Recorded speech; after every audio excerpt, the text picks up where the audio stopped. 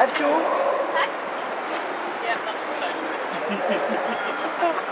Co to za cudo jest? Aha, możesz się... To ma ręce. To ma ręce. No ja wiem.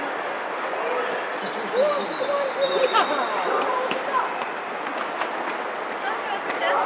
Ciocia co je? To jest koza. A to owca. To na koziołku też chce zdjęcie. Nie mogę, bo tam za bardzo w ludzi wejdę. Siedzę.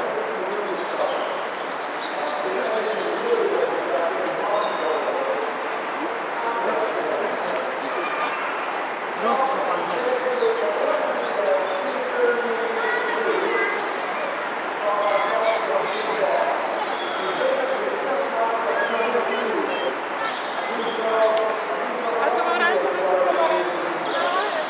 Gdzie? Mandarynki.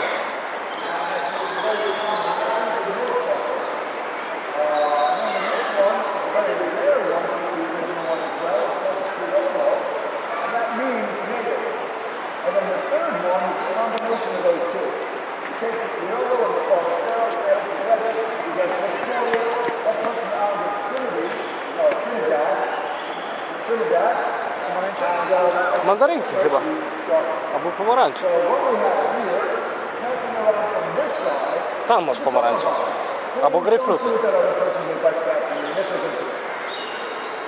what I have here is another cover bottle. It's very similar. I just cut this one off today, but it's a little different. I cut the top of it. Now I'm going to take out one bead. Jak fajnie wiosna, zobacz, drzewo kwitnie. Ale zobaczymy, jak będą szybko biegać wszyscy. Nie!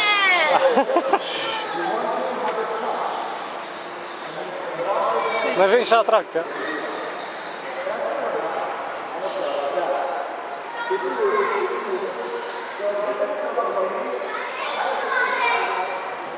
Ło, Jak byłaś? ło, dostałem wodą.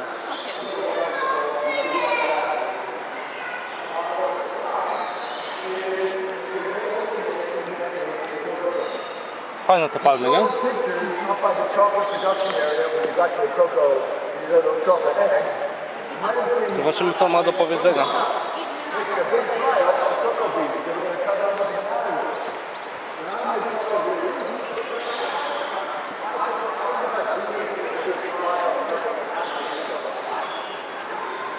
I take a little box and I take one plant, cotton balls in mine, put some stones under it, fill it with the beans and it's a soft slime in there, and put a little lid over it. And that's my equivalent to doing this.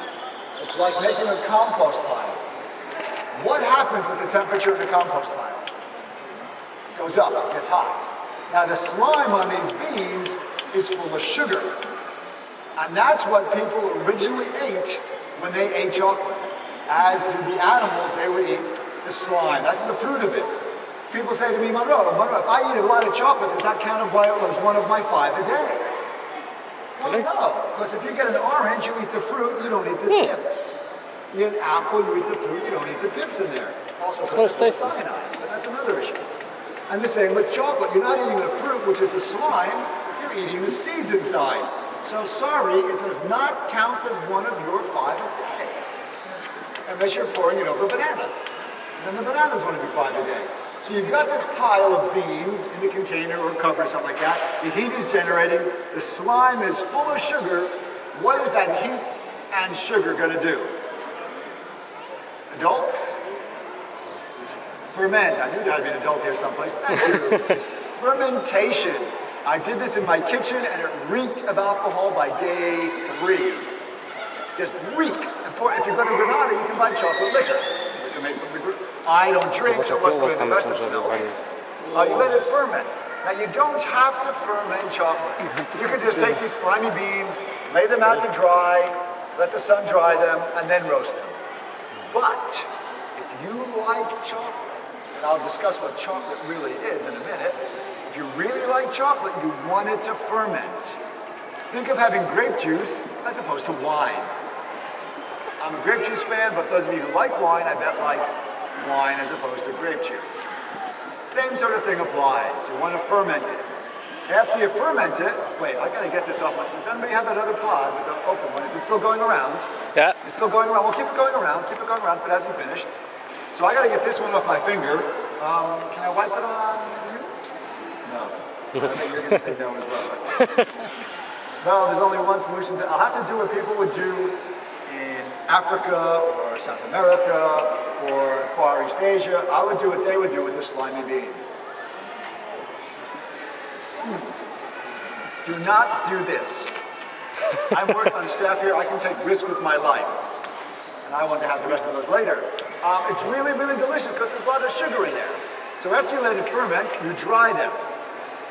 And that's these beans. I'm not going to pass these containers around, but you're welcome to come up afterwards. So these beans look a lot like almonds, or maybe small, skinny garlic cloves. These have just been fermented and dried. And these are Eden beans. I harvested them myself. The next stage I would do is I would roast them. And I've done that as well. These are not ones that I've roasted myself, because I used all those up almost. But you can see there's all, but they've changed color. And when you come up, you'll see they've changed flavor. It's like, who here drinks coffee? Yes. You? Mom, Dad, we're talking about, okay. And if you smell the green coffee beans, there's not much there. But once you roast them, you get all the flavor from the taste and up your nose. The same with coffee, with chocolate. And this bit here, I don't know where these came from, but I'll throw them in there as well.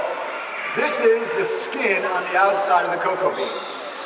If you're a keen gardener, perhaps you buy this in your garden center. Cocoa mulch. Anybody use cocoa mulch at home? Could you No, pass you it on the don't. table, please? You don't. Thank you. Thank you very much. Okay, I'm gonna have to get rid of this now. And there's no graceful way of getting rid of this. Okay, you never saw that before in your lives. I think I looked at it, well, never mind. I'll just put it down here, remind me later. So you take off the skin, even though if you go to a lot of traditional chocolate making places like Mexico, they leave the skin on when they grind it up. And you make your own recipe with the skin on there. But we take it off and use it in your garden. If you do use it in your garden, it's an excellent mulch. It'll drive your neighbors crazy. Because every time it gets wet, it'll smell like chocolate, exactly. But warning, if you have a dog or other small animals, don't do this. Because the chemicals that we love in chocolate, in particular the theobromine that affects that part of your brain that makes you enjoy chocolate, can kill dogs. Is it? That's why they say don't give chocolate to dogs. And other small animals generally. What you give them is fake chocolate. Usually made from that tree behind us, which is a carob tree, which is also used for diabetic people who can't have sugar. Chocolate is naturally bitter, carob is naturally sweet. Okay, so we've gone from the harvesting, taking out the beans, fermenting, drying, roasting, and at the same time, generally as you take the skin off, you break it into little bits called nibs. They can be either at the raw stage or the roasted stage, but you will do that either way. And very many people buy nibs in their health food shops and things like that.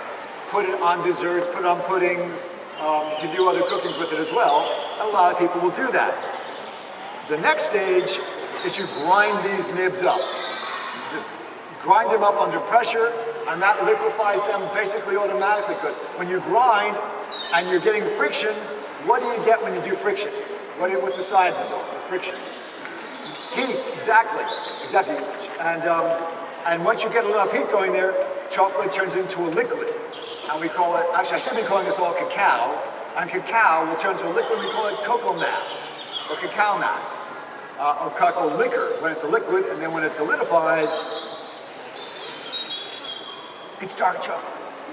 This is 100%, pass it around.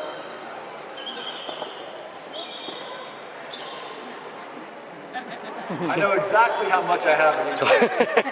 Have a smell, don't snap it off, I want it back. These are very hard to get, these blocks like this. And that is 100% dark chocolate. It's the same as these beans, just like these Zajebiście beans, ciężko dostać czekoladę just 100%. like these nibs, but it's just been ground up. And if you were to look at that under a microscope, you would see it has very, very large particles, at least by particle standard. We say those particles are about 100 microns, which is still pretty small.